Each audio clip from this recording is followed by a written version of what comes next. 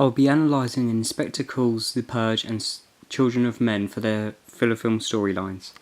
In Inspector Calls is a 2015 thriller remake of the classic 1945 play directed by Aisling Walsh. The adaptation follows the classic stage script of the novel where the Inspector Ghoul interrupts the Burlings' celebration of their daughter, Sheila, getting engaged to Gerald Croft. Shortly after the engagement, Inspector Ghoul arrives and begins to discuss the death of Eva Smith, who committed suicide earlier that day. Arthur Burling, being a successful capitalist, denied knowing Eva even after seeing a photograph, and knew she worked for him before her death. Burling, fearing his reputation in society would be tainted, refused to accept his responsibility of her death after firing her. The inspector follows his one line of inquiry at a time regime and begins to question Sheila, who also met the girl and had her sacked. After that, Gerald Croft revealed he, too, had known Eva and had had an affair with her. Next to be questioned was Mrs. Burling, who declined to help Eva when she went to her to seek financial support. This drove Eva to suicide.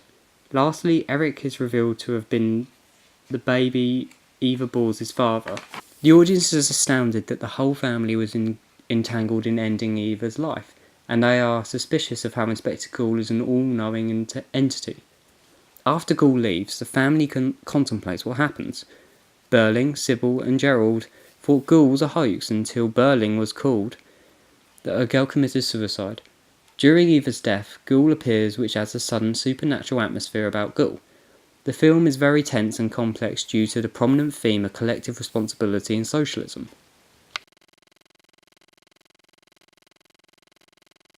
Moving on, James DeMonaco's 2013 sci-fi thriller film The Purge follows a wealthy family who tries to protect themselves using their father's, James Sardine's, elaborate security systems.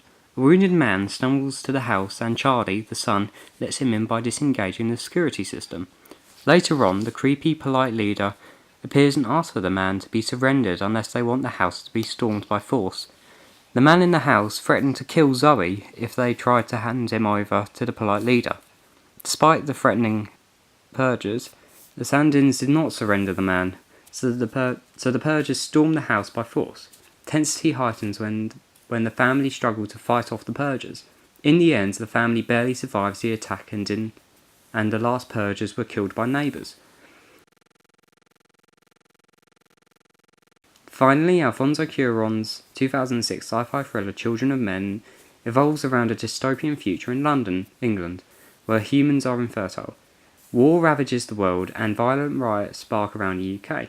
The audience follows protagonist Theo Farron as he helps pregnant immigrant Key reach the Human Project to stop humans being infertile. However, immigrants were detained and executed by the army.